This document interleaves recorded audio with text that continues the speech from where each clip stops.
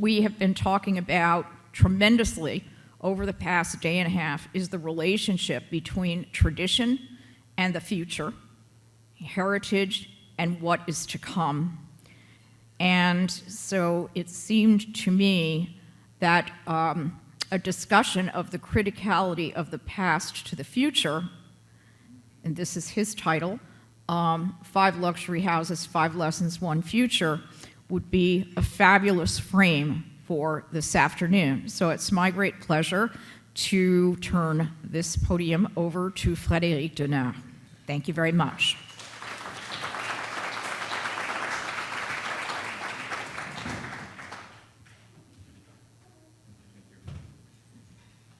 Thank you, Lisa. We can say, Lisa, fantastic what you're doing, because it takes the energy and the talent and the charisma of people like you to help our whole industry. So thank you for you. Yeah. Really. Greatly appreciate it. Honored to be here with you.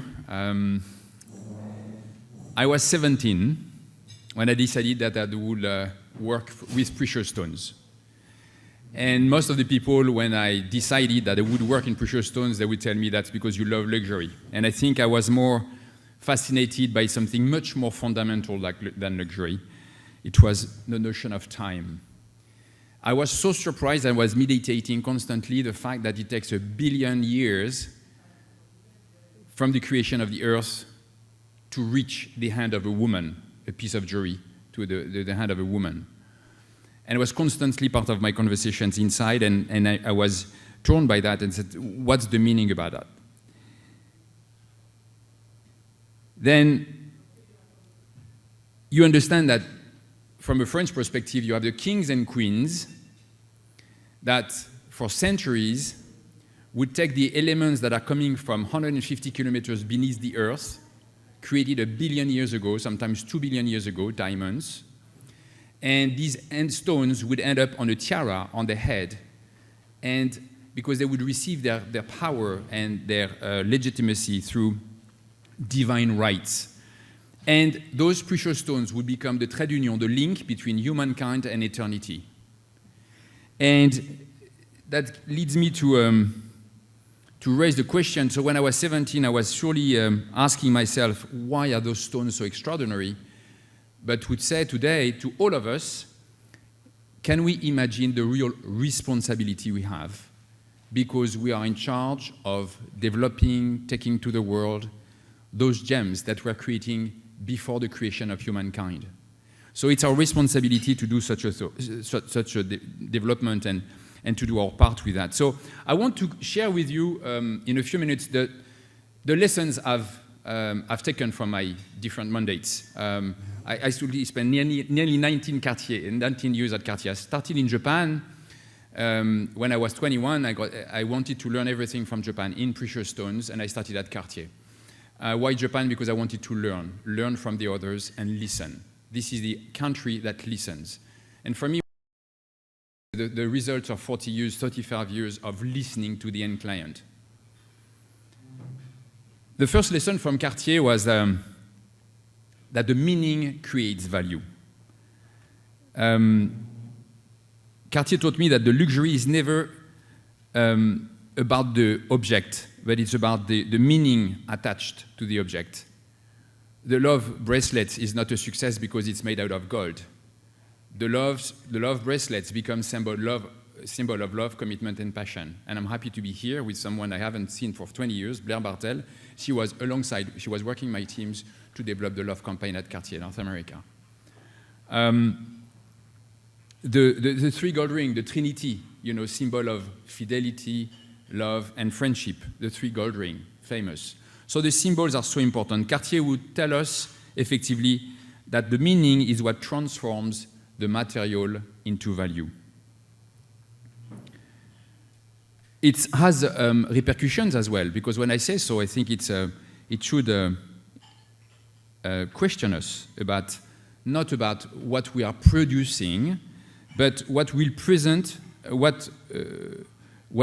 this represent in the life of the person who receives it. I would share a little episode, because when we were here in Cartier. I was honored to celebrate 100 years of Cartier North America, and I spent a half a day with Elizabeth Taylor. And I would expect her to tell me all about the diamonds, the Burton Tyler diamonds and everything. And she will spend an entire afternoon about telling me about the meaning of each of the diamonds and the Peregrina pearls and the Burton Tyler diamond, 69 carats, everything she's received. She was married 8 times. She only told me about Mike Todd, she told me about Eddie Fisher, about Richard Burton. But you know, these moments are defining moments of one's life, and you understand that effectively what you're crafting, what you're offering to the world is the celebration, ultimate celebration of meaningful values and meaningful moments. Second lesson from Harry Winston, the King of Diamond, truly inspired from the Hope Diamond. I was telling before the story that on my first day at Harry Winston, I wanted to hold the Hope Diamond in my hand. You know, the Hope Diamond is 45-carat deep blue diamond discovered by Tavernier in the 1650s that became the property of Marie Antoinette, Louis XIV, and name it, is the most important piece of gem or earth ever created, at least in terms of value. And this is the Harry Winston Hope diamonds that made the Smithsonian the second museum in the world after the Louvre, thanks to Mona Lisa. And for me, this is where you understand that heritage brings value to an object. The stones by itself has so much more value for all the stories it attracts. So Harry Winston's lesson was for me that nature creates rarity and people reveal value.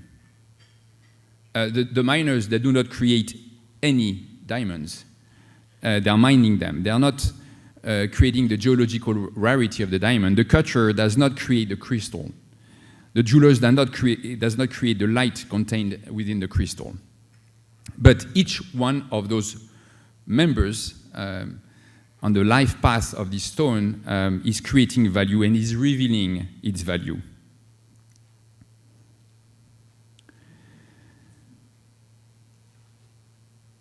The lessons I got from Bali was to the fact that listening creates resilience.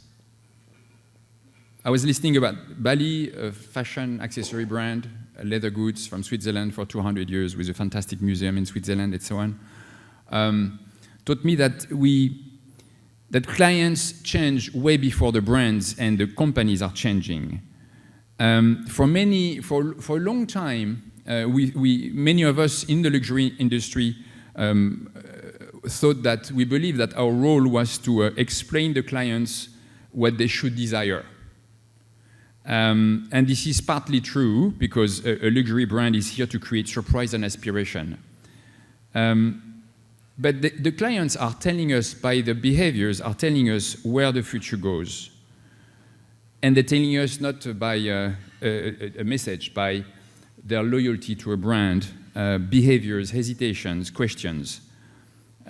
So it's fundamental to listen to the clients, and listening is therefore, it's not a courtesy, it is a strategic capability.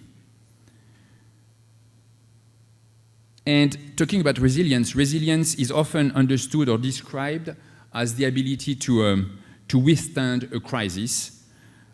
But I believe that resilience, it begins way earlier with the ability to detect change before the crisis makes change unavoidable.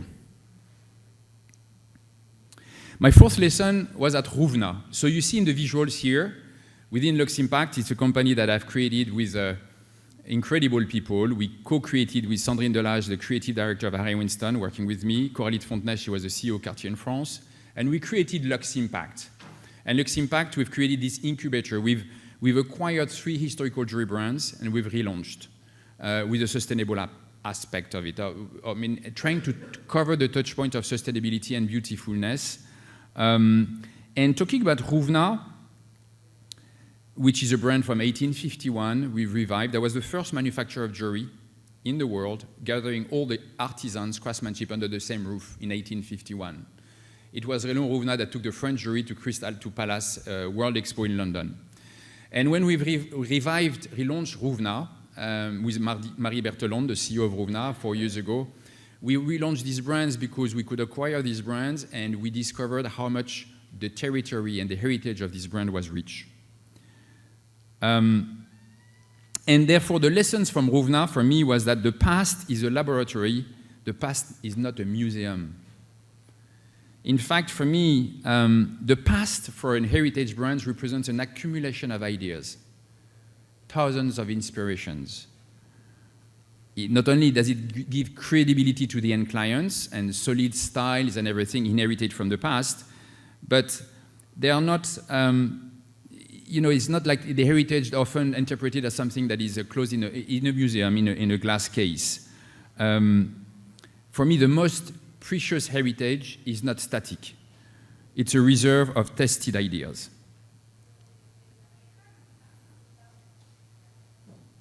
In the case of Rovna, we wanted the brand to be revived, and we created as an enterprise with a mission, which is, with Vever, the two first brands with a mission.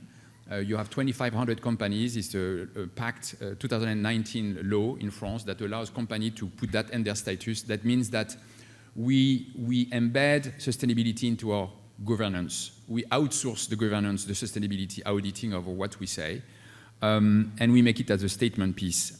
It's in the status of the company. My fifth lesson was at Vever. Vever, V-E-V-E-R, you see some of the visuals of Vever. This is Rovna. Vever is a brand that we've relaunched, was born in 1821. We've relaunched Vever for the 200th anniversary. Vever was the master of Lalique. Vever, the moment of glory of Vever was that moment of 1860s, 1910, the Art Nouveau period. This is why inspired Sandrine Delage to give birth to those collections that are very fauna and flora, woman at the center of creation, integration of new materials, all those definitions of what the Art Nouveau at that moment. And the lesson of Vever for me was that legacy is not an asset, it is a responsibility. Again, I come back to the responsibility. I can tell you that when you revive and relaunch Vever with the family, Camille Vever is the CEO of Vever.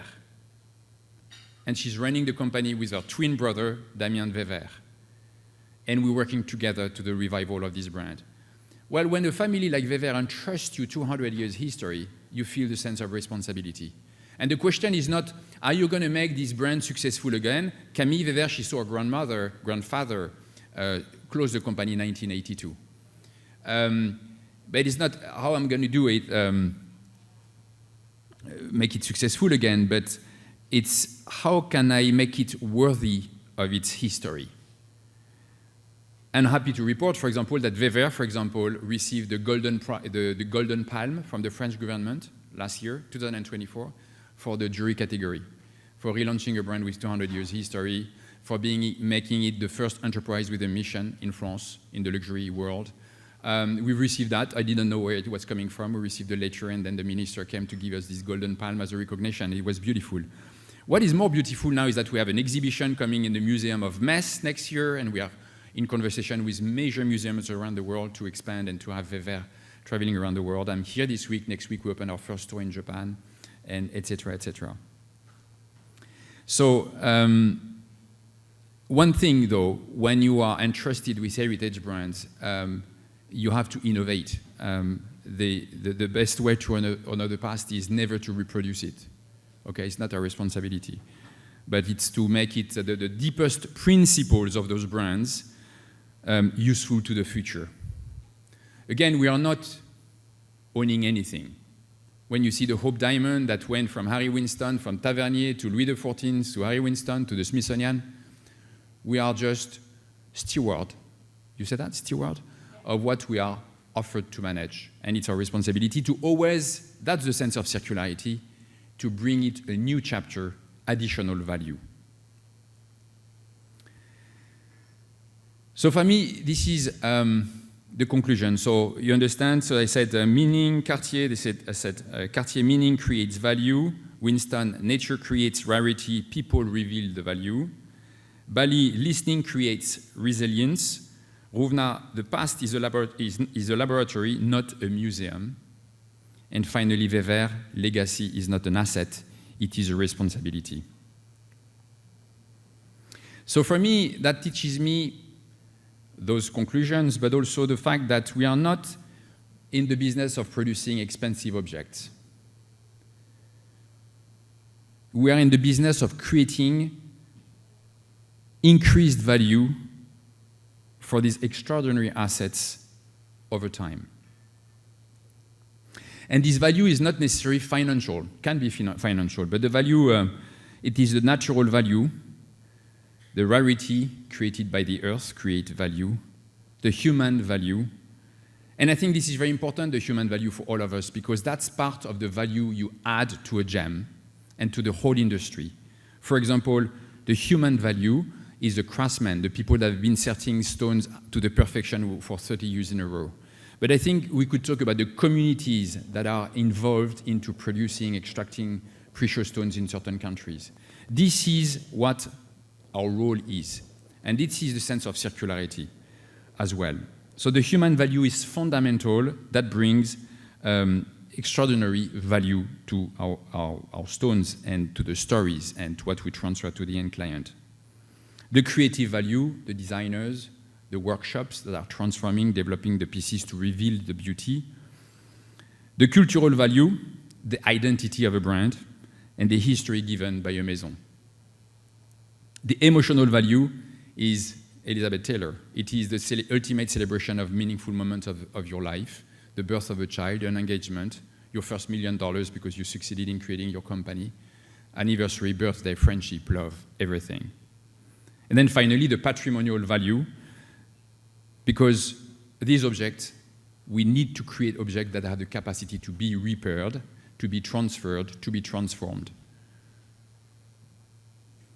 A diamond, I say, does not have really a product life cycle. A diamond, for example, has a biography. A stone is brought from the earth. It is documented, it is cut, it is set, it marks a wedding, it marks a birth, an achievement of a reconciliation. It is then inherited. Perhaps it is transformed into a new jewel. Perhaps one day it enters a collection or returns to the market with a richer history than before. So circularity, which is a theme of this afternoon, is really a sort of a value creation. And I don't want to go into a narrow circularity or mining. Mining is the first step to reveal to the world these beauties and these gems. They work in complementarity. But the circularity is the discipline of allowing value to continue after the first transaction. It is always about a question of creating additional value of what the earth has given us to manage.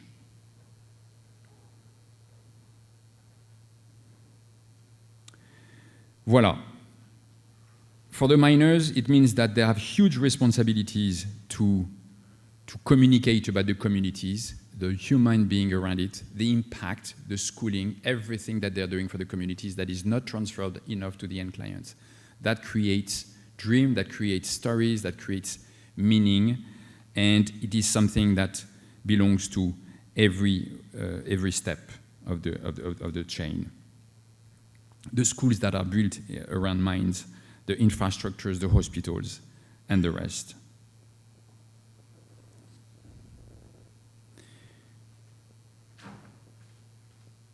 In terms of decisions for the whole industry, I would say that the cutters are not here to optimize the yield, they are here to reveal the fullest potential of the stone. A message to the manufacturers and artisans, they are not here to execute, they are here to reveal beauty, the durability and repairability. For the jewelry houses, luxury in particular, but not only, they are not here to create only desire, they are here to create meaning, trust, and a reason for the jewels to remain relevant. The retailers, they are not here to do a transaction, they are here to help the client understand the story and imagine the transmission. To the investors, they are not here to finance volumes. They are here to finance systems that protect governance, craftsmanship, reputation, and long-term desirability. So all those things are moving us from what we call the linear model to a value creation model. We have to move from this linear model, which is extract, transform, sell, to a value creation model. We receive, we enrich, and we transmit. So as I was saying, the theme of the talk was the criticality of the past to the future. The past is critical because it contains the assets, accumulation of ideas, knowledge, trust, stories, responsibilities that the future will inherit.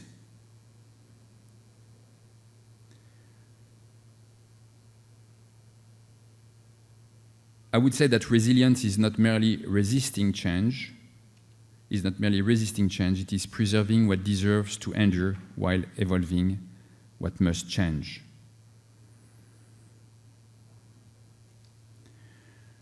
So, at 17, I was fascinated that a stone could take 1 billion years to go to the hand of a woman.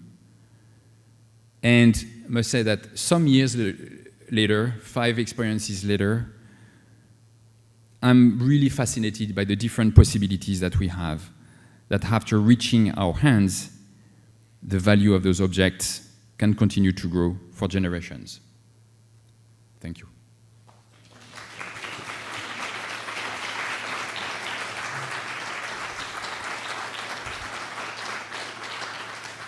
I don't know, Lisa, if there are a few questions, a little moment for questions. One or two, yes. Please. You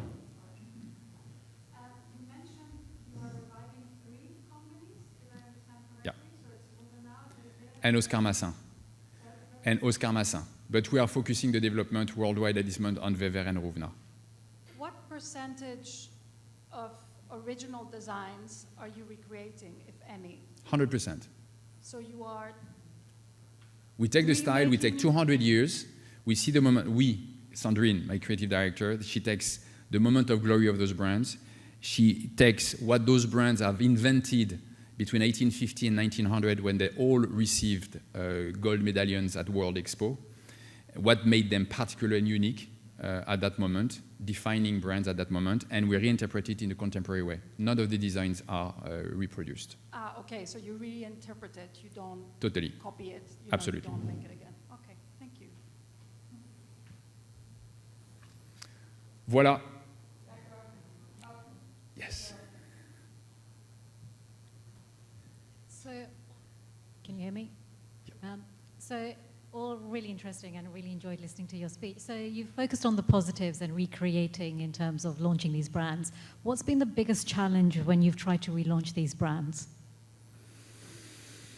Well, the honest challenge is that you are fighting in a world that is with big, huge means. So someone else was talking about funding, finding the funding of reviving these brands, playing at the level of the big Place Vendôme jewelry houses has been a challenge. So you burn lots of cash. It's gold, it's precious stones, it's artisans, everything is expensive. So funding is one of the big things. And for me, it was to start being a startup, startup with created startups with 200 years history. But those brands disappeared. They disappeared last century, so people are not here waiting for them. So to recreate awareness around those brands is a challenge. So we go step by step. You have to be patient. And it's all a question about time. Lisa, thank you again for your invitation, and happy to continue this afternoon with you.